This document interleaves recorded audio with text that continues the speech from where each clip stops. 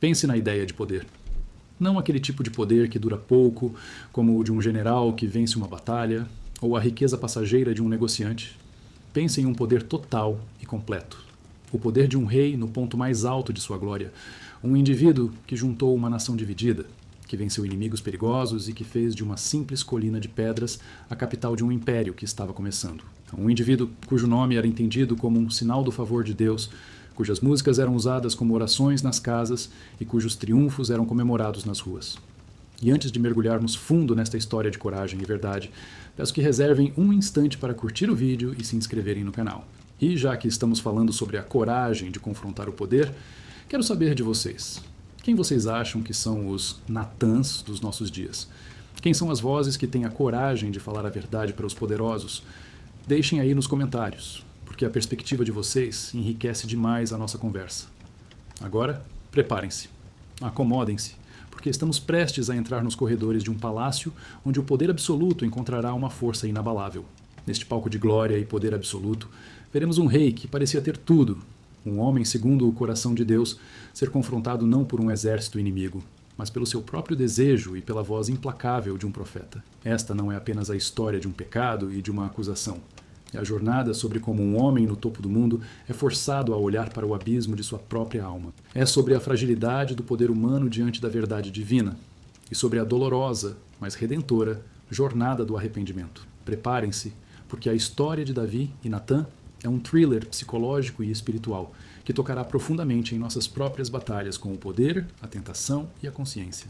Vamos descobrir que ninguém, por mais alto que esteja, é imune à queda, mas também que a coragem de um único amigo fiel pode ser o único caminho para a salvação, nos ensinando que a verdadeira força de um líder não é medida em suas vitórias, mas em sua capacidade de ouvir a verdade e se humilhar para se reerguer.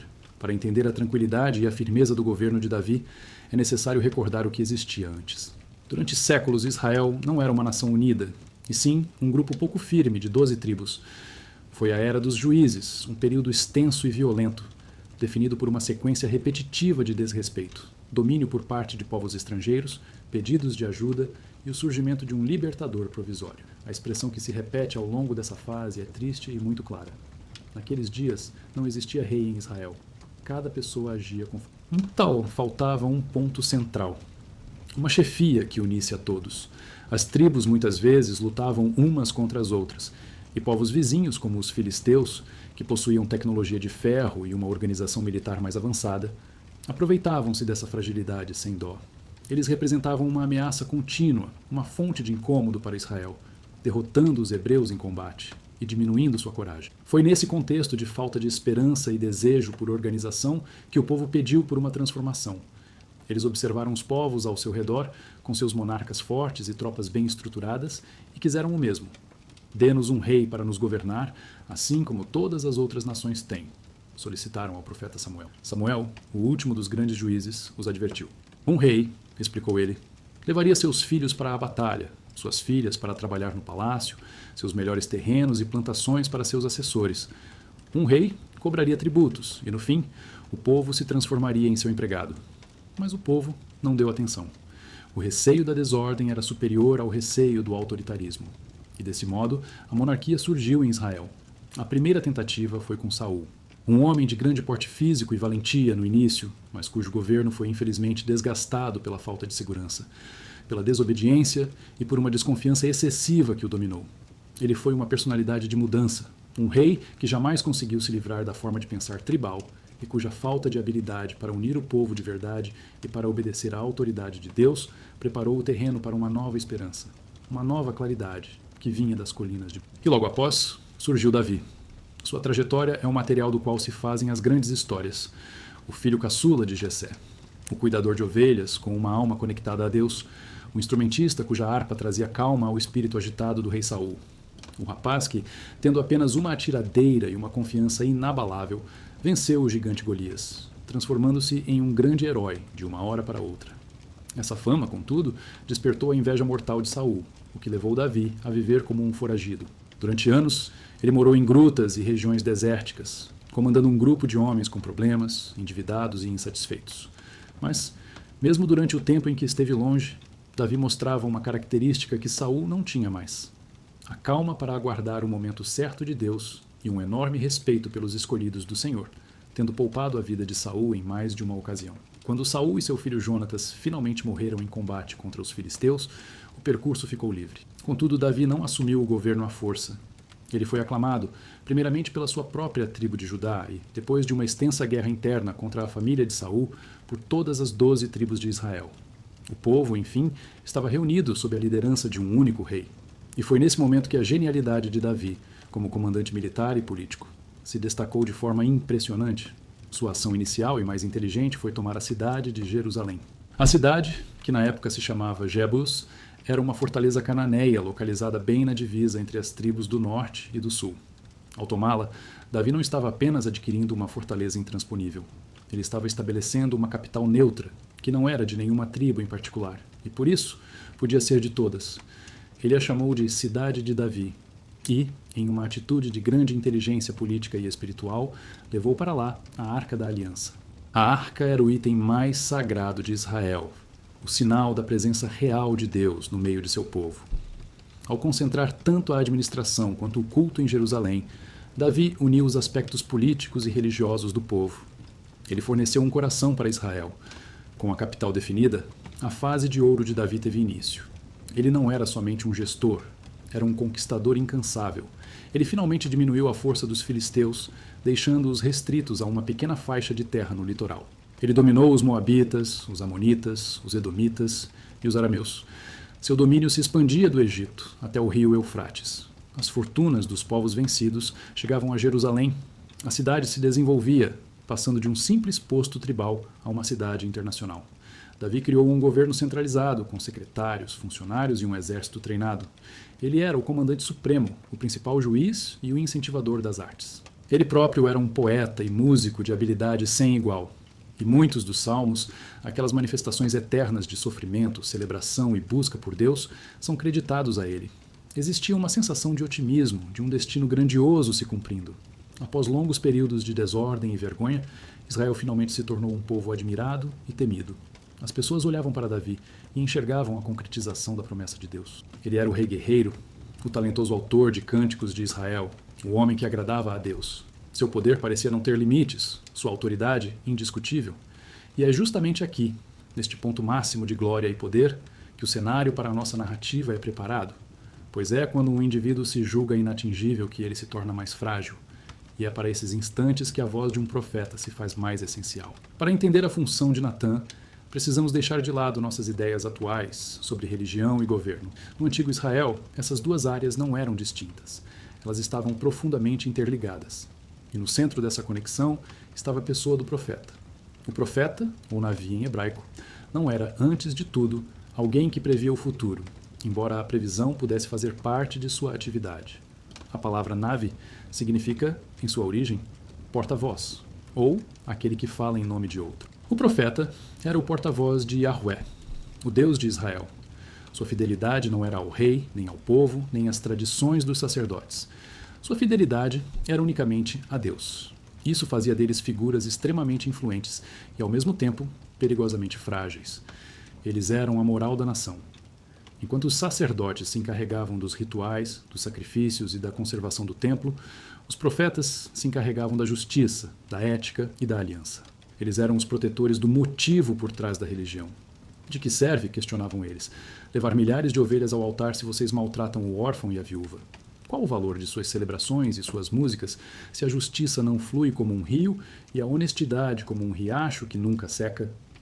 Eles se manifestavam contra a desonestidade dos ricos, a falta de atitude dos líderes religiosos e, acima de tudo, o uso indevido do poder pelos reis. O profeta era o grande contrapeso ao poder do monarca. Ele era a recordação viva e presente de que o rei de Israel não era um tirano oriental que reinava por um direito divino próprio. O rei de Israel governava como um subordinado. Seu verdadeiro soberano era Deus. O trono em que ele se sentava não lhe pertencia. Pertencia a Deus. A terra que ele governava não era sua. Era de Deus. O povo sobre o qual ele reinava não era dele. Era o povo de Deus. E a lei que ele deveria seguir não era a sua própria, mas a Torá, a lei de Deus. Quando um rei se esquecia disso, quando passava a pensar que o poder era seu por direito, era tarefa do profeta aparecer, sem ser chamado, e lembrá-lo da verdade, frequentemente de maneira muito direta e dura. Foi o que Samuel fez com Saul, quando o criticou por sua desobediência e afirmou que o reino seria tirado dele. Foi o que Elias faria mais tarde com o rei Acabe, ao confrontá-lo sobre o roubo da plantação de Nabote e a morte de um homem inocente. Ser um profeta, portanto, não era uma profissão, era uma vocação arriscada. Exigia uma bravura extraordinária, pois envolvia dizer a verdade a quem tinha o poder, ciente de que a reação poderia ser a cadeia, o exílio ou a morte. E é nesse cenário que conhecemos Natã. Diferente de alguns profetas que eram pessoas simples e que vinham do deserto, Natã parece ter sido o que poderíamos chamar de um profeta da corte. Não sabemos quase nada sobre sua origem, sua família ou sua educação. Ele simplesmente surge no relato bíblico, já em uma posição de grande destaque e com acesso direto ao rei Davi. Isso indica que ele era um homem instruído, que se expressava bem e que entendia as dificuldades da política e da gestão do reino. Ele não era um desconhecido que gritava do lado de fora dos portões do palácio. Ele era um conselheiro em quem se confiava, alguém cuja sabedoria Davi apreciava. Na primeira vez em que vemos Natã agindo, a relação entre ele e o rei é de sintonia e objetivos em comum. Davi, que agora morava em seu luxuoso palácio feito com madeira de cedro do Líbano, sente um desconforto em sua mente. Ele fala a Natã: "Veja, eu vivo em um palácio de cedro, mas a arca de Deus continua em uma cabana." O desejo de Davi era honroso: edificar um templo grandioso para Deus, um lugar fixo para a sua presença. A primeira resposta de Natã é de estímulo: "Vá e faça tudo o que está em seu coração, pois o Senhor está com você." Mas, naquela mesma noite, a palavra do Senhor veio a Natã, e a orientação era outra. Natã teve que retornar ao rei e mudar sua própria opinião, uma demonstração de humildade para qualquer conselheiro. Ele transmitiu a Davi uma das profecias mais significativas de toda a Bíblia. Deus, por meio de Natã, comunicou a Davi que não seria ele quem construiria o templo, pois era um homem de guerra, com muito sangue em suas mãos. Essa responsabilidade seria de seu filho, um homem de paz. Contudo, Deus fez a Davi uma promessa ainda mais grandiosa. Ele não desejava uma casa de pedra de Davi. Em vez disso, Deus prometeu edificar uma casa para Davi, uma dinastia, uma sucessão de reis que permaneceria para sempre. Sua casa e seu reino serão estabelecidos para sempre diante de mim. Seu trono será firme para sempre. Essa profecia, conhecida como a Aliança Davídica, tornou-se a base da esperança messiânica em Israel. A reação de Davi a essa mensagem é de grande humildade e reverência. Ele se coloca diante do Senhor e ora, impressionado com a bondade de Deus. Esse evento é fundamental, pois define a relação entre os dois homens. Natã é o meio pelo qual a revelação de Deus chega, e Davi é quem a recebe com humildade. Natã não tem receio de corrigir sua própria palavra para entregar a mensagem de Deus, mesmo que seja contrária ao desejo do rei. E Davi, por sua vez, demonstra sua nobreza ao aceitar a correção e se sujeitar à vontade de Deus. Havia confiança, havia respeito, havia uma colaboração na construção do povo. Ninguém, ao ver essa relação, conseguiria prever a grande dificuldade que se aproximava. Ninguém conseguiria antecipar que, em breve, Natã não procuraria Davi com uma promessa de bênção, mas com uma acusação de erro tão forte que abalaria as bases daquela mesma dinastia que ele acabara de prometer. Os anos se passaram. As conquistas de Davi continuaram a aumentar. O reino estava seguro, rico e em paz. A rotina do poder se estabeleceu. Os reis, conforme diz a Escritura, partiam para a guerra na primavera. Era a época das campanhas militares. Mas, em uma determinada primavera, Davi, já um homem de meia idade, bem estabelecido e talvez um pouco acomodado, optou por não ir. Ele mandou seu general Joabe e as tropas para combater os amonitas, enquanto ele ficou em Jerusalém. Ele anda devagar pelo terraço, observando a cidade que ele mesmo ergueu. Ele vê os telhados das casas, as ruas apertadas, a fumaça saindo das cozinhas. Ele é o dono de tudo o que observa. Não há mais gigantes para vencer. Não há mais reis adversários ameaçando seus portões. Ele está no topo do mundo, sozinho em sua imponência. É nesse instante de tranquilidade, de tempo livre e de aparente segurança que a maior luta de sua vida está para começar. Não em um campo de batalha distante, com o som de espadas, mas nos corredores silenciosos de seu próprio coração. E o adversário que ele enfrentaria seria mais poderoso do que qualquer exército filisteu. Seu próprio desejo, sua própria autoridade, sua própria capacidade de tomar o que quisesse, apenas por ser o rei. E em algum lugar naquela mesma cidade, o profeta Natã seguia sua vida, orando, estudando, observando, sem imaginar que em breve seria convocado para a missão mais difícil e perigosa de sua vida: colocar-se diante daquele rei no auge de seu poder, e obrigá-lo a encarar o abismo de sua própria falta. O cenário estava pronto para um choque inevitável entre poder, paixão e profecia. O ar no palácio de Davi tinha o cheiro de cedro lustrado, azeite de oliva queimando em lamparinas de cerâmica e o suor de homens que sustentavam o peso de um império. Não era um local de luxo sem propósito, era o centro de comando de uma nação ativa, e cada corredor, cada pátio, vibrava com a força de decisões que determinariam o futuro de milhares de pessoas. E no centro de tudo isso estava Davi, mas ao seu lado, frequentemente em silêncio, como uma presença de calma e sabedoria, estava Natã. A relação deles não era a de um monarca e um servo misterioso que só surgia em momentos de crise divina. Era muito mais íntima, mais complicada e mais do dia a dia. Para que a espada da verdade de Natã pudesse um dia cortar tão fundo, foi necessário que ela fosse criada ao longo de anos de confiança, em diálogos comuns, em orientações políticas e em uma cumplicidade discreta que poucas pessoas no reino entendiam. Essa era a rotina dele. Davi, no centro da atividade, e Natã, no centro da consciência. Vamos imaginar uma manhã comum. O assunto do dia não é uma guerra sagrada, mas uma briga por terras entre as tribos de Efraim e Manassés. Os porta-vozes das tribos defenderam suas posições com fervor, mencionando heranças antigas e necessidades atuais. Davi escutou a todos, seus dedos batendo de forma ritmada na mesa, seu olhar atento avaliando cada palavra. Após o término das argumentações, um silêncio cheio de expectativa toma conta do lugar. Todos os olhares se dirigem ao rei. Davi, no entanto, vira um pouco a cabeça na direção de Natã. Ele não faz uma pergunta direta. É somente um olhar, um convite discreto para ouvir sua opinião. Natã se inclina para a frente, suas roupas simples se destacando em comparação com as vestes mais sofisticadas dos outros conselheiros. Sua voz, ao falar, não é alta, mas tem uma força que prende a atenção. Meu rei, ele poderia dizer, a lei de Moisés é clara sobre a herança de terras, mas o propósito da lei é preservar a paz e a união em Israel. Sua maneira de falar é calma, como a de um professor.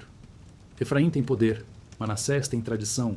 Talvez a resposta não seja apontar um ganhador, mas fazer ambos se lembrarem de que são irmãos, descendentes da mesma promessa. A força de um deve atender à necessidade do outro. Ele não apresenta uma solução prática, uma ordem.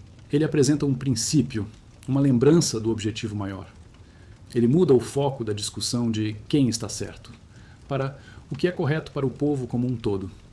Davi concorda com a cabeça lentamente, refletindo sobre as palavras. Vemos em seu rosto o alívio de quem recebeu não uma ordem, mas um esclarecimento. Palavras sábias, Natã. Preparem um decreto que siga essa linha, que a divisa seja modificada, mas que Efraim ajude Manassés com a colheita por 3 temporadas, que a justiça seja acompanhada de fraternidade. Esse tipo de interação, que se repetia semana após semana, formou a base da relação deles. Davi confiava em Natã não porque ele trazia mensagens espetaculares de Deus todos os dias, mas porque sua sabedoria cotidiana se mostrava correta, justa e positiva para o reino. É muito importante entender que Natã representava um tipo específico de profeta, bastante diferente das figuras mais intensas que surgiram depois dele.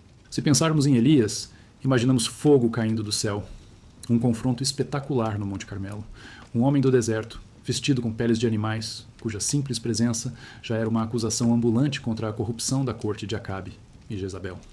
Se pensarmos em Amós, o pastor de Tecoa, ouvimos a voz de um estranho, um crítico social que se revoltava contra o luxo e a injustiça de Samaria.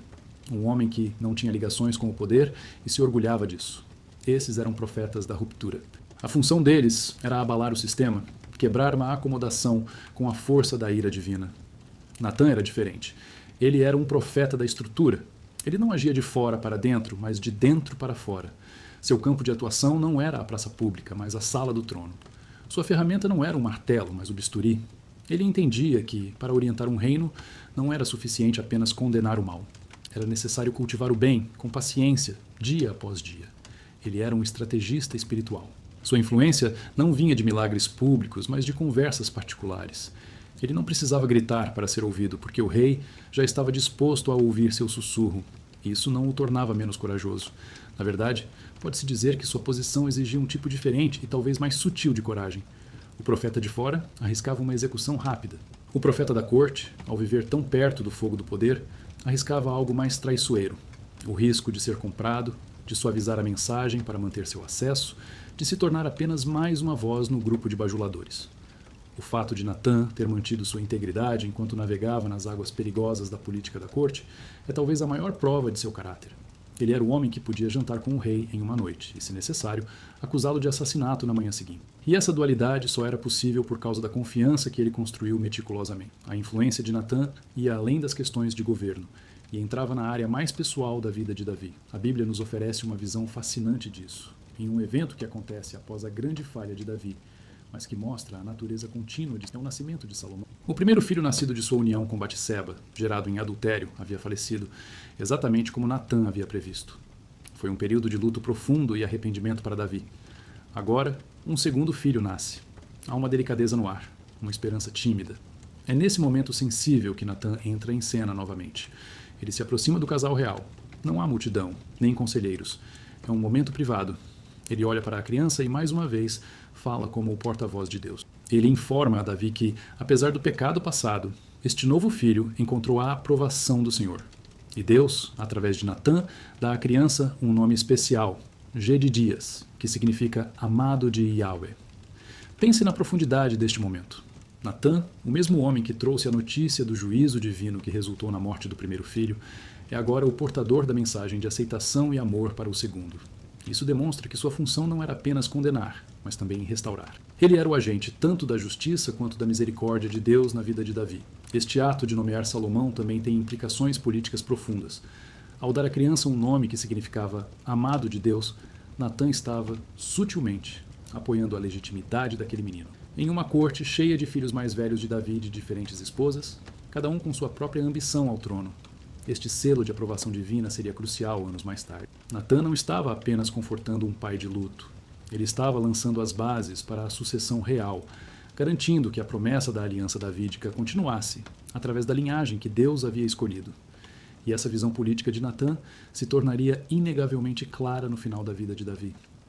O registro bíblico, nos primeiros capítulos do livro de Reis, pinta um retrato vívido de uma crise de sucessão. Davi está velho, frágil, confinado à sua cama. O vácuo de poder é perigoso.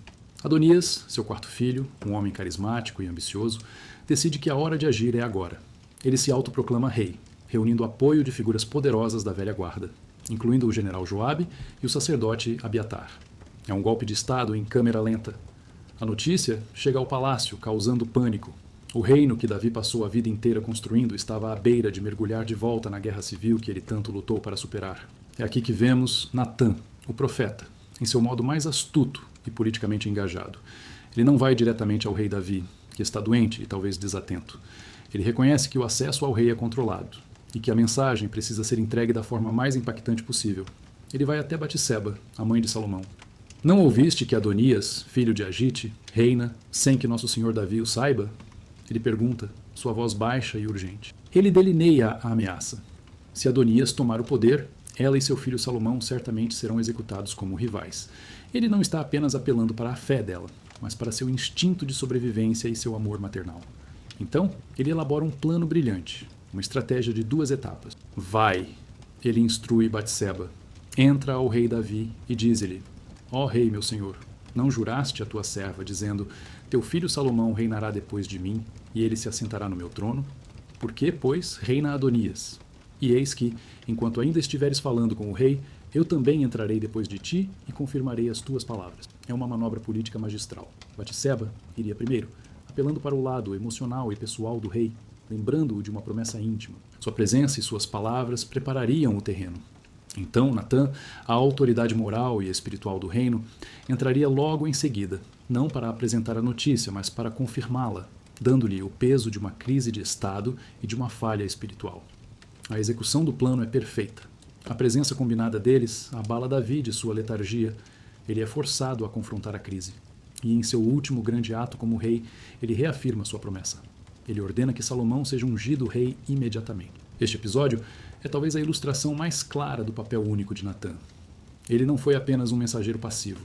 Ele foi um ator político decisivo, um kingmaker, que interveio no momento mais crítico para preservar a estabilidade do reino e, em sua visão, para garantir que a vontade de Deus, conforme revelada na aliança davídica, fosse cumprida. Ele salvou a nação não com uma profecia de fogo, mas com uma estratégia política cuidadosamente. Ele provou mais uma vez que a sabedoria divina pode operar tanto através de um confronto direto quanto de uma manobra de bastidores. Portanto, quando olhamos para a longa e profunda relação entre esses dois homens, vemos que ela foi construída sobre múltiplos pilares. Havia o pilar do conselho político, onde a sabedoria de Natan ajudava a moldar as decisões do dia a dia. Havia o pilar da orientação espiritual, onde Natan servia como a bússola moral do rei, constantemente apontando para o norte da vontade de Deus. E havia o pilar da confiança pessoal, forjado em momentos de vulnerabilidade, como o nascimento de Salomão, e em momentos de crise, como a sucessão. Davi poderia estar compartilhando um novo salmo que compôs, sua voz cheia de paixão pela poesia e por Deus. As linhas me caíram em lugares deliciosos. Sim, coube-me uma formosa herança, ele poderia recitar, olhando para a cidade que se espalhava abaixo deles. Natan ouve, um leve sorriso em seus lábios. É uma bela herança, meu rei, construída com pedra, mas sustentada pela justiça. Davi, talvez sentindo a leve pontada na observação de Natan, poderia rir. Você e sua justiça, Natan, um rei também precisa de pedra e espada. Sim, responderia Natan, seu olhar encontrando o do rei. Mas a espada enferruja e a pedra se desgasta. A justiça de um rei, ou a falta dela, ecoa para sempre. É uma conversa casual, quase filosófica, mas contém a semente de todo o drama que está por vir. Ela revela a tensão fundamental no coração de Davi. O orgulho em suas realizações terrenas e a consciência de sua responsabilidade divina. Uma consciência personificada pelo homem que caminhava ao seu lado. Davi amava e respeitava Natan. Ele confiava nele como em nenhum outro conselheiro. Ele o via como um amigo, um guia e um presente de Deus. Foi essa confiança, essa intimidade, essa longa história de conselhos sábios e apoio inabalável que tornou o que estava por vir não apenas um confronto, mas uma traição. Porque quando Davi, do alto de seu terraço naquela tarde fatídica, cedeu aos seus desejos, ele não estava apenas quebrando a lei de Deus. Ele estava quebrando o pacto de confiança com o homem que era a voz de Deus em sua vida. E ele não fazia ideia do quão alto seria o preço a pagar por aquele momento de fraqueza, nem da coragem que seria necessária para que seu amigo mais confiável se tornasse seu acusador mais temível. A trajetória de um povo, assim como a de uma pessoa, pode mudar em um único instante. Não em um campo de batalha barulhento ou em uma sala de reuniões cheia, mas em um momento de silêncio, em um olhar descompromissado. Para o rei Davi, esse momento ocorreu em uma primavera em que ele preferiu o conforto em vez da obrigação. Enquanto seus homens, comandados pelo fiel Joabe, cercavam a cidade amonita de Rabá, suando e se ferindo sob o sol forte, o rei andava pelo terraço de seu palácio, e foi nesse momento que ele a viu. A beleza de Batseba, esposa de Urias, o Eteu, um de seus soldados mais corajosos e leais, despertou um desejo no coração do rei, e nesse desejo, a acomodação se tornou em... O que aconteceu, em seguida, foi uma sequência de erros, cada um mais desesperado que o outro. Um desastre moral que começou com um olhar e terminou em assassinato. Davi mandou chamar a mulher.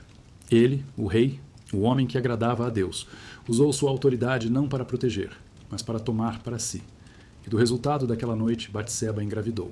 O desespero tomou conta. A lei era clara. O adultério era castigado com a morte. A reputação de Davi, a estabilidade de sua família, tudo estava em perigo. Ele tentou esconder seu erro.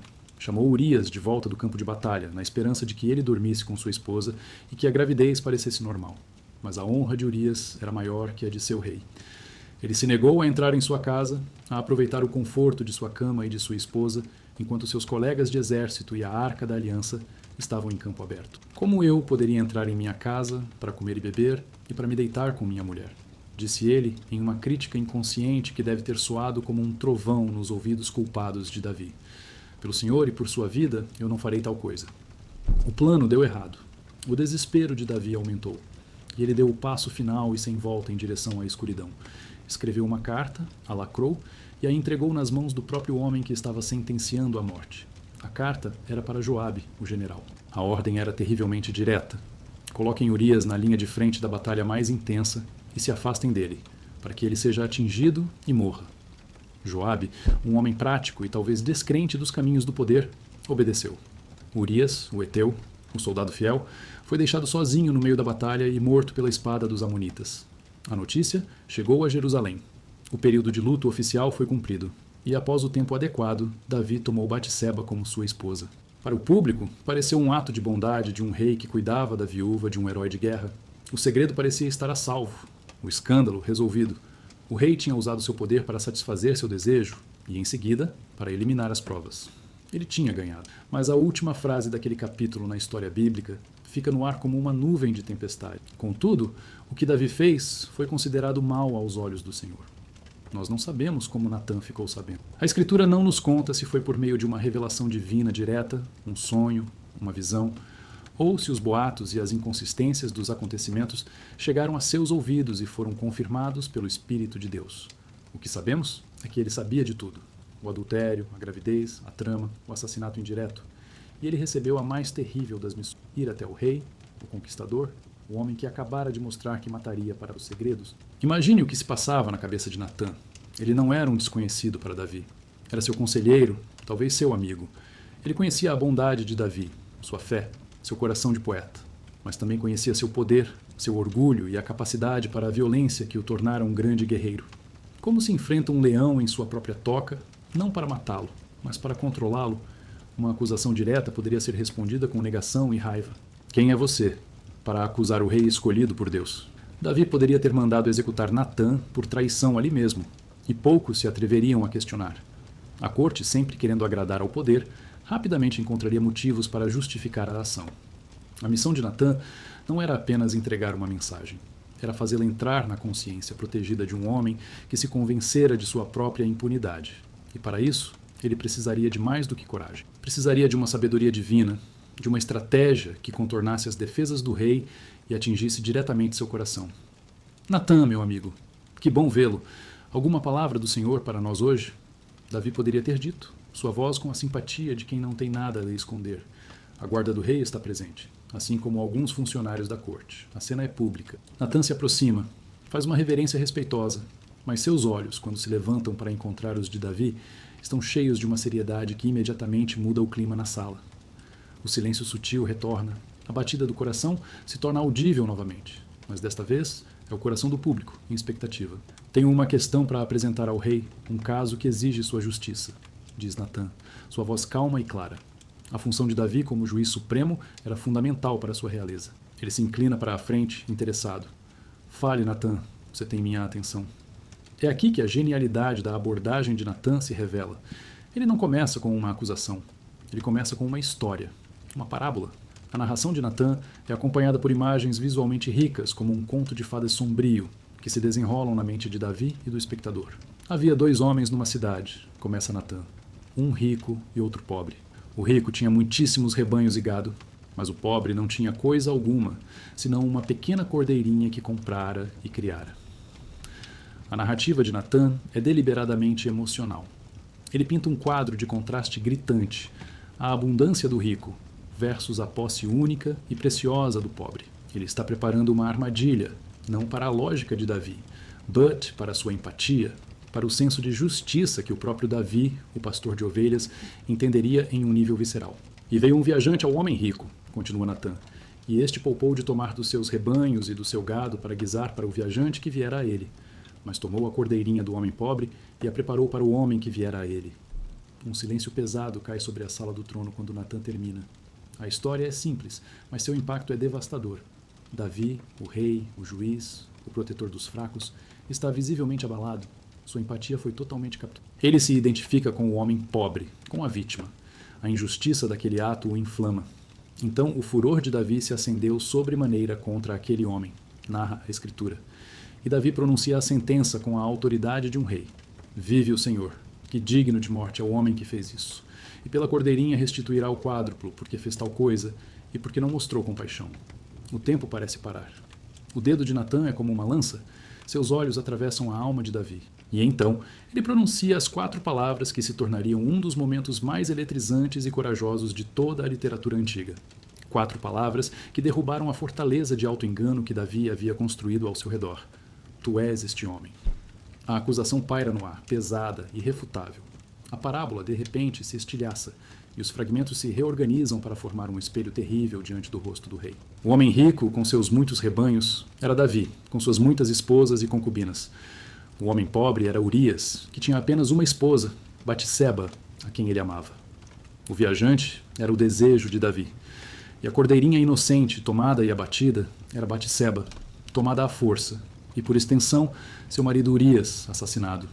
A própria sentença que Davi pronunciou com tanta fúria agora recaía sobre sua própria cabeça. Digno de morte é o homem que fez isso. Ele havia se condenado com suas próprias palavras. O choque na sala do trono deve ter sido elétrico. Os guardas, os oficiais, todos teriam congelado, os olhos arregalados, alternando o olhar entre o profeta imóvel e o rei exposto. Era um momento de perigo mortal. Davi poderia ter dado o sinal e Natã teria sido cortado em pedaços. Mas a estratégia de Natã funcionou perfeitamente.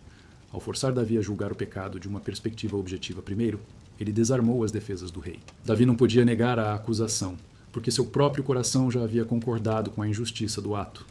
Ele não estava mais olhando para o pecado através da névoa do desejo e da autojustificação. Ele o estava vendo através dos olhos de sua vítima. Natã não para.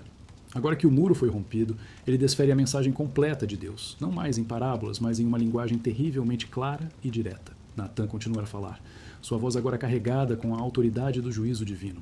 Assim diz o Senhor, Deus de Israel, eu te ungi rei sobre Israel, e eu te livrei da mão de Saul, e te dei a casa de teu senhor, e as mulheres de teu senhor em teu seio, e te dei a casa de Israel e de Judá. E se isto fora pouco, eu teria acrescentado tais e tais coisas. Ele começa lembrando Davi de toda a graça, de todas as bênçãos. Ele está contrastando a generosidade de Deus com a ganância de Davi. Por que, pois, desprezaste a palavra do Senhor, fazendo o mal diante de seus olhos? A Urias, o Heteu, feriste a espada, e a sua mulher tomaste por tua mulher, e a ele mataste com a espada dos filhos de Amon. A acusação é específica, detalhada. Não há espaço para ambiguidade. Então vem a sentença. Não a que Davi havia pronunciado, mas a que Deus decretou. E é uma sentença que se encaixa perfeitamente no crime. Agora, pois, não se apartará a espada jamais da tua casa, declara Natã, porquanto me desprezaste e tomaste a mulher de Urias, o Heteu, para ser tua mulher. O crime de Davi foi a violência da espada, escondida atrás das linhas inimigas. A punição será a violência da espada, aberta e implacável dentro de sua própria família. A punição continua, tornando-se ainda mais pessoal e humilhante. Assim diz o Senhor, eis que suscitarei da tua própria casa o mal sobre ti.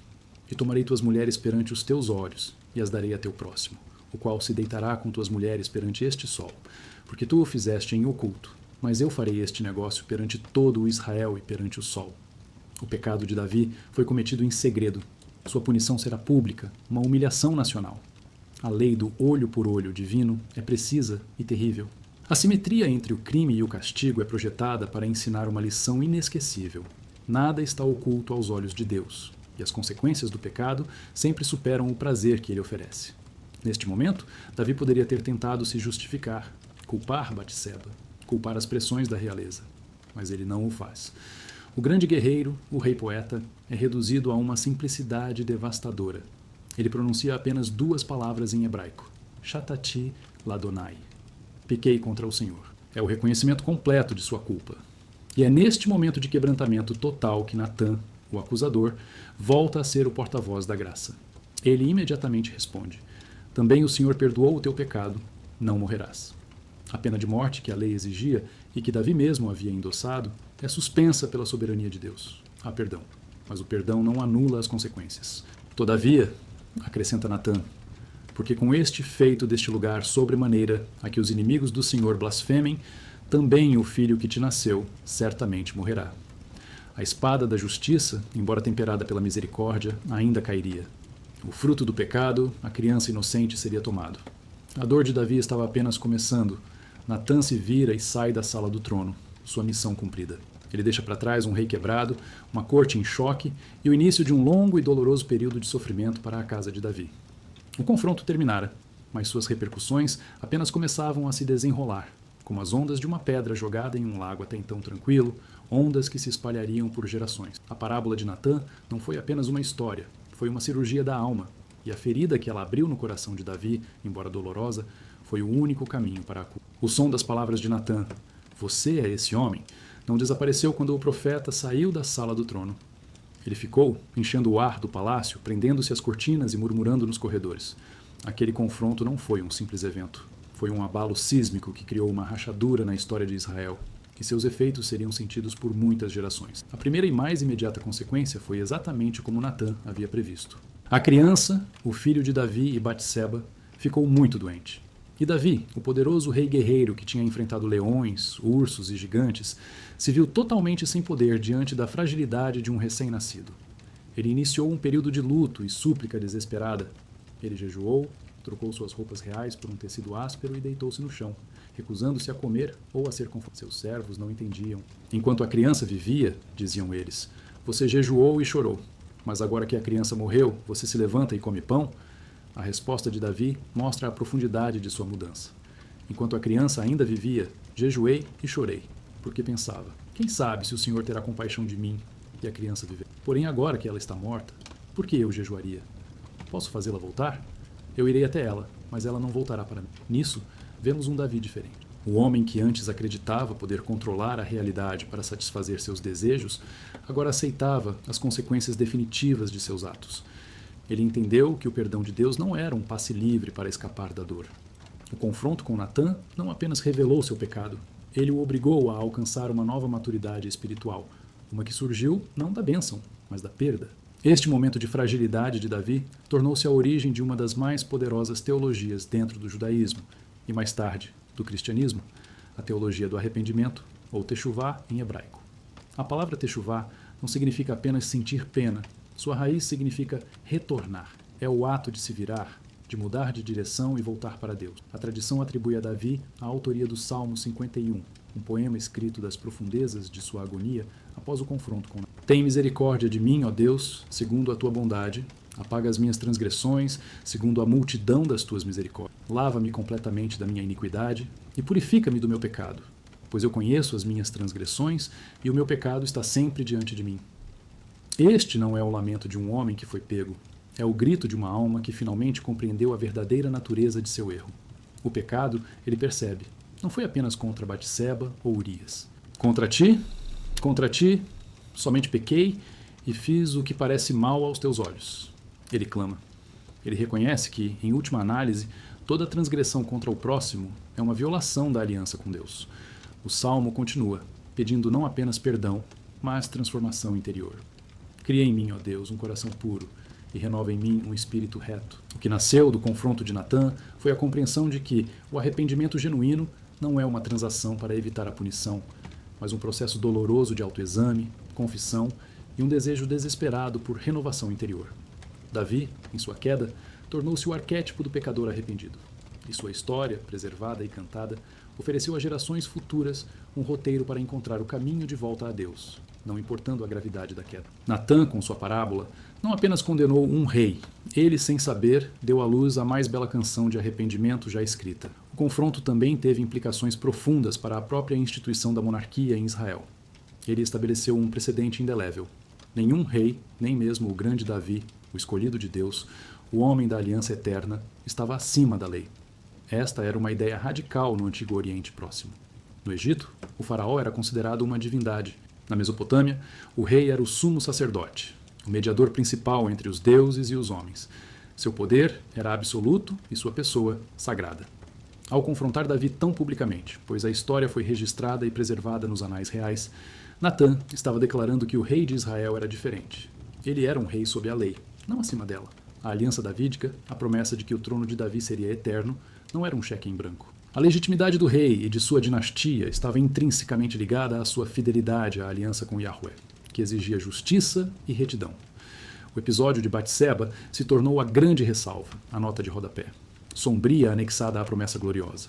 Sim, a dinastia de Davi continuaria, mas ela carregaria para sempre a cicatriz desse fracasso moral. Isso criou uma tensão teológica que percorreria toda a história de Israel. Como um rei tão falho poderia ser o modelo do Messias vindouro? A resposta que emergiu foi complexa. Davi era amado não por ser perfeito, mas por sua capacidade de se arrepender. Sua grandeza não estava em nunca cair, mas em como ele se levantou depois da queda. Isso humanizou a monarquia e, paradoxalmente, a fortaleceu. Um rei, que também era um pecador arrependido, era mais acessível e, de certa forma, mais representativo de seu povo, que também lutava e falhava. No entanto, a cicatriz permaneceu. A espada, como Natã profetizou, nunca se afastou da casa de Davi. A segunda metade de seu reinado foi atormentada por tragédias familiares que parecem uma consequência direta de seu pecado. Imagens rápidas e dramáticas. Aminon, filho de Davi, estuprando sua meia-irmã Tamar. Absalão, irmão de Tamar, assassinando Aminon em vingança. Absalão liderando uma rebelião em grande escala contra seu próprio pai, Davi. A rebelião de Absalão foi particularmente devastadora. Ele efetivamente tomou o trono por um tempo, forçando Davi a fugir de Jerusalém, um rei humilhado e exilado. E, cumprindo a profecia de Natã de forma terrivelmente literal, Absalão se deitou com as concubinas de seu pai à vista de todo o Israel, um ato de humilhação pública suprema. Tudo isso pode ser lido como o desenrolar da maldição de Natã. A semente de ilegalidade e violência que Davi plantou em segredo floresceu em uma árvore de caos e dor dentro de sua própria família, para que toda a nação visse. Como os historiadores e estudiosos modernos veem essa narrativa? Separar a história da teologia nos textos bíblicos é uma tarefa notoriamente complexa. O episódio de Natã e Davi oferece pistas fascinantes. Muitos estudiosos veem a narrativa não apenas como um conto moral, mas como um documento político de incrível sofisticação. Visualmente, podemos ver um acadêmico moderno analisando os textos, destacando passagens. A chamada História da Sucessão ao Trono, que abrange grande parte do segundo livro de Samuel e o início de Reis, é frequentemente citada como uma das obras-primas da historiografia antiga. Ela não é uma simples crônica de eventos. É uma exploração psicológica profunda do poder, da ambição e da falha humana. A inclusão de uma história tão incriminadora sobre o fundador da dinastia é, em si, notável. Nenhum outro povo do antigo Oriente Próximo preservou um relato tão devastadoramente negativo sobre seu maior rei. Por que Israel o fez? Uma teoria é que a história servia como uma espécie de propaganda anti-absolutista. Foi escrita e preservada por círculos, provavelmente proféticos ou sacerdotais, que queriam deixar claro para todos os futuros reis da linhagem de Davi que seu poder tinha limites. Era um aviso perpétuo. Lembre-se de seu ancestral. Lembre-se do que aconteceu quando ele pensou que estava acima da lei de Deus. Outra perspectiva, mais cínica, sugere que a história pode ter servido para legitimar a ascensão de Salomão ao trono.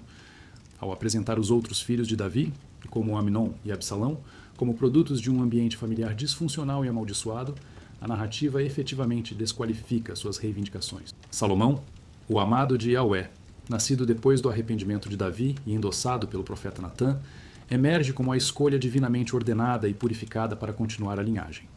Nesta leitura, Natã não é apenas uma bússola moral, mas um ator político astuto, garantindo que sua facção preferida chegasse ao poder. A verdade, provavelmente, reside em uma combinação dessas visões. A história funciona em múltiplos níveis. É um drama humano comovente, uma lição teológica profunda sobre pecado e arrependimento, e um documento político que negocia as tensões entre o poder divino e o poder real. A figura de Natã, portanto, pode ser vista como o ponto de articulação onde todas essas dimensões se encontram.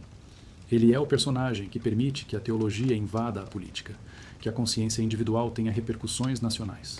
O legado do confronto de Natã com Davi, no entanto, transcende as fronteiras de Israel e da monarquia davídica. Ele moldou a própria natureza do profetismo bíblico. Natã estabeleceu o modelo do profeta como a consciência do poder. Ele provou que era possível e, de fato, necessário falar a verdade, mesmo que essa verdade fosse perigosa e dirigida ao homem mais poderoso da terra. Todos os profetas que vieram depois e que confrontaram reis estavam, de certa forma, caminhando na trilha que Natã abriu. Ele criou um espaço social e teológico para a dissidência legítima. A ideia de que a lealdade a Deus poderia exigir deslealdade ao Estado, ou, mais precisamente, ao governante do Estado, encontrou sua expressão mais dramática neste confronto. Isso teve um efeito profundo na cultura política e religiosa do Ocidente. A noção de que existe uma lei moral superior à qual até mesmo os soberanos devem se submeter, um conceito central para o desenvolvimento da justiça e dos direitos humanos, tem uma de suas raízes mais profundas nesta história de um profeta e um rei. Natã não estava argumentando com base em uma filosofia de direitos, mas em uma teologia da aliança. O rei pecou não por violar um conceito abstrato, por trair uma Deus que é, por natureza. A técnica de Natã, o uso da parábola, também se tornou uma ferramenta pedagógica clássica. A parábola funciona como um cavalo de Troia retórico. Ela contorna as defesas intelectuais e emocionais do ouvinte, apresentando uma história aparentemente não relacionada. O ouvinte é convidado a julgar a história de uma posição de objetividade. Uma vez que o julgamento é feito e o princípio moral é estabelecido, o contador da história revela-se por aplicação, e o ouvinte se vê preso em sua própria conclusão. É uma maneira de levar as pessoas a descobrirem a verdade por si mesmas, em vez de simplesmente tê-la imposta a elas. Jesus, séculos mais tarde, se tornaria o mestre consumado desta técnica, usando parábolas como a do bom samaritano ou a do filho pródigo para desafiar as suposições de sua audiência e forçá-los a ver o mundo e a si mesmos de uma nova maneira. A semente desse método, no entanto, foi plantada de forma dramática na sala do trono de Davi. Por fim, O episódio moldou a percepção de Israel sobre si mesmo. Ao preservar esta história em suas escrituras sagradas, Israel estava fazendo uma declaração radical sobre sua identidade. Eles não eram uma nação definida por sua perfeição ou pela infalibilidade de seus líderes, mas por sua relação contínua com um Deus que exige justiça e oferece misericórdia. Eles eram um povo cuja história era marcada não apenas por grandes vitórias, mas também por grandes fracassos e pela possibilidade sempre presente de techuvá, de retorno. A coragem de um profeta e o arrependimento de um rei tornaram-se parte integrante de seu DNA espiritual, um lembrete perpétuo de que a verdadeira força não reside na ausência de pecado, mas na coragem de confrontá-lo e na humildade de se arrepender.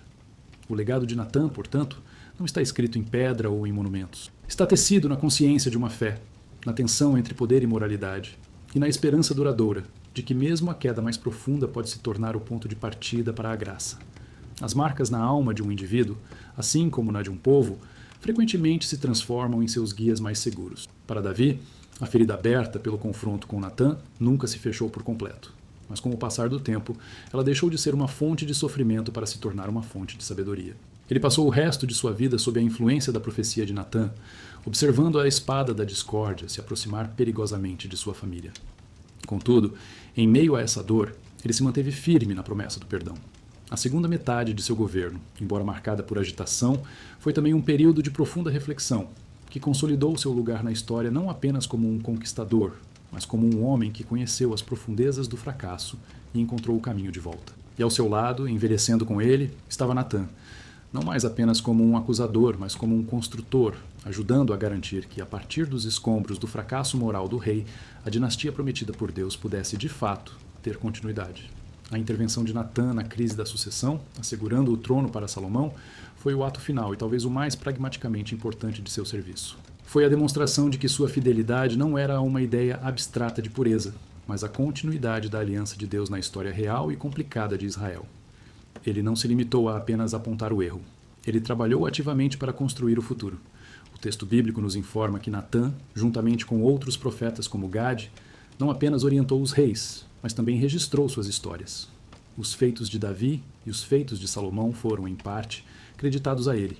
Isso o coloca não apenas como um personagem na história, mas como um de seus primeiros e mais importantes historiadores. Ele ajudou a definir os acontecimentos e depois ajudou a definir a memória desses acontecimentos. E ao fazer isso, ele garantiu que a história do pecado e do arrependimento de Davi não fosse escondida, mas se tornasse uma lição central, um pilar da identidade de Israel. Ele sabia que a história de um povo é definida tanto por suas falhas quanto por suas glórias, e que a verdadeira força está na coragem de enfrentar ambas. Com o passar dos séculos, a figura de Natã cresceu para além do conselheiro de Davi, tornando-se um arquétipo na tradição religiosa. No judaísmo, os rabinos nos midrashim, as antigas expansões e interpretações das narrativas bíblicas, exploraram a psicologia por trás de suas ações. Eles se maravilharam com sua coragem, mas também com sua sabedoria. Por que a parábola? Porque ensinavam eles. Natã entendeu um princípio fundamental da natureza humana. É fácil julgar os pecados dos outros, mas quase impossível ver os nossos. A parábola foi um ato de compaixão estratégica. Foi a maneira mais gentil de desferir o golpe mais duro. Natã não queria destruir Davi. Ele queria despertá-lo. Visualmente, podemos ver uma animação simples ilustrando essa ideia. Um homem dormindo profundamente. E Natã, em vez de gritar, sussurra uma história em seu ouvido que o faz acordar sobressaltado, mas por conta própria. Para a tradição judaica, Natã personifica a ideia de Tokahá, a obrigação de repreender o próximo quando ele erra. Mas essa repreensão, ensinam os sábios, deve ser feita com amor, com o objetivo de restaurar, não de envergonhar. Natã se tornou o modelo perfeito de como falar a verdade ao poder, com firmeza inabalável no princípio, mas com sabedoria estratégica no método. No cristianismo, Natã também ocupa um lugar de honra. Ele é visto como uma prefiguração de João Batista, outra voz profética que confrontou um governante poderoso, o rei Herodes, por causa de um casamento adúltero e ilícito. A história de Natã e Davi é frequentemente usada em sermões e ensinamentos como o exemplo supremo de que o poder temporal deve sempre se submeter à autoridade moral de Deus. A confissão de Davi, pequei contra o Senhor, ecoa na liturgia cristã como um modelo de todo arrependimento. E Natã é um instrumento divino que torna esse arrependimento possível.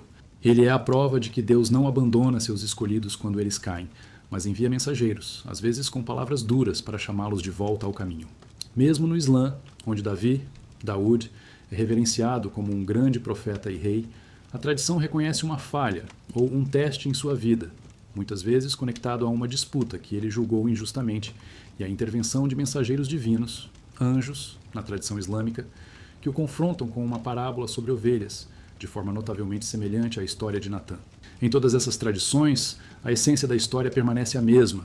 O poder não concede impunidade, e a verdadeira liderança é definida pela capacidade de ouvir a correção e se arrepender. Natã, o profeta, torna-se um santo padroeiro transreligioso da coragem moral e da responsabilidade. Mas a história de Natã e Davi seria apenas uma relíquia antiga se não falasse poderosamente a nossa própria era. E ela fala. Em um mundo obcecado pelo poder, pela celebridade e pela imagem pública, a história deles ressoa como um trovão. Quantas vezes vemos líderes, seja na política, nos negócios ou até mesmo na religião, que se cercam de bajuladores e silenciam as vozes da dissidência?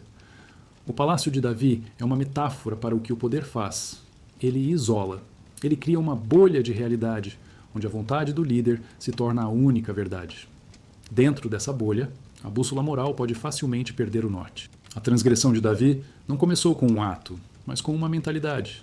A crença de que as regras que se aplicavam aos outros não se aplicavam a ele. A história nos pergunta: quem são os Natãs de hoje? Quem tem a coragem de entrar na sala do trono contemporânea, seja a sala de reuniões de uma corporação, o gabinete de um político ou o estúdio de uma celebridade, e dizer: você é esse homem. Em uma cultura que muitas vezes valoriza a lealdade acima da integridade, a figura de Natã nos desafia. Ele nos lembra que a verdadeira lealdade a um líder ou a uma organização não é o silêncio cúmplice, mas a coragem de falar a verdade, mesmo que haja um custo pessoal. O jornalismo investigativo, os denunciantes, whistleblowers, os conselheiros éticos, os ativistas, todos podem ser vistos como herdeiros modernos da tradição profética de Natã, tentando responsabilizar o poder. E a história também fala para aqueles em posições de poder. Ela serve como um lembrete humilhante de que a autoridade não é uma licença para a arrogância. A maior força de um líder não está em sua capacidade de evitar erros, pois todos são falhos, mas em sua capacidade de criar uma cultura onde a verdade pode ser dita, onde a correção pode ser ouvida e onde o arrependimento é visto não como fraqueza, mas como a mais profunda das forças. Um líder sábio não se cerca de pessoas que dizem sim, mas de pessoas que têm a coragem de dizer não. Um líder sábio procura ativamente por seus Natãs. Enquanto a narração fala, vemos um líder moderno fictício, talvez um CEO ou um político, em um momento de reflexão silenciosa, lendo um relatório preocupante entregue por um assessor corajoso. Ele não reage com raiva, mas com uma expressão de consideração séria. No final das contas, a narrativa de Natã e Davi vai além da política e da religião, e se dirige a cada um de nós em nossas próprias vidas. Pois todos nós, em algum momento, criamos nossos próprios pequenos palácios de autojustificativa. Todos nós temos pontos em que não enxergamos, áreas em nossas vidas onde damos desculpas para nossas atitudes, diminuímos nossos erros e nos convencemos de que estamos certos. E todos nós precisamos, de forma urgente, de vozes como a de Natã em nossas vidas. Pode ser um amigo em quem confiamos, um parente, um mentor, um terapeuta. Alguém que gosta de nós o suficiente para não nos deixar continuar no erro. Alguém que tenha coragem de nos mostrar um espelho e nos ajudar a enxergar a verdade que não queremos ver. Ouvir essa verdade é difícil. Nossa primeira reação é frequentemente nos defendermos, ficarmos com raiva, negarmos, a mesma reação que Davi poderia ter tido. Mas a história nos mostra que o momento do confronto, por mais difícil que seja, é também o momento da oportunidade. É a chance de parar o declínio moral, de se arrepender, de mudar o rumo. É a chance de, como Davi, sair de uma situação de derrota para uma nova vida de integridade, mesmo que com as marcas do passado. A pergunta que esta antiga narrativa nos deixa, ressoando por 3 milênios, é dupla. Primeiro, quando somos confrontados com nossa própria verdade incômoda, temos a humildade de Davi para escutar, para nos sentirmos mal e para dizer, eu errei? E segundo, talvez a pergunta mais difícil de todas, quando vemos a injustiça, quando vemos um amigo ou alguém que amamos se desviando do caminho, temos a coragem e a sabedoria de Natã para falar? Temos a coragem de criar uma história, de encontrar as palavras certas, de correr o risco, não para julgar, mas para ajudar? A história de Natã, o profeta que enfrentou Davi e transformou Israel, não é, no fim, sobre reis e profetas de um tempo antigo. É sobre a eterna disputa entre o poder e a verdade, entre o erro e o arrependimento, entre a coragem de falar e a humildade de ouvir. E essa é uma história que nunca deixará de ser importante, enquanto houver seres humanos se esforçando para viver de forma correta e honesta neste mundo complicado. O que você acredita ser mais difícil? Ter a bravura de Natã para confrontar ou ter a humildade de Davi para se arrepender? Deixe sua resposta nos comentários abaixo. Gostaríamos muito de saber o que essa história despertou em você. E se essa viagem pela história e pela alma humana o emocionou, por favor, pense em curtir este vídeo. Isso nos ajuda a levar essas narrativas fortes a mais pessoas. E para não perder as próximas histórias que investigam as profundezas da experiência humana sob a ótica da Bíblia, certifique-se de se inscrever em nosso canal e ativar as notificações. Se você quiser aprofundar seus estudos, sugerimos a leitura do segundo livro de Samuel, especialmente os capítulos 11 e 12 e o Salmo 51. Existem também ótimos comentários e estudos sobre a vida do rei Davi, que analisam essas narrativas com ainda mais detalhes. Agradecemos por nos acompanhar nesta jornada. Que todos nós possamos encontrar a coragem e a humildade para seguir com integridade.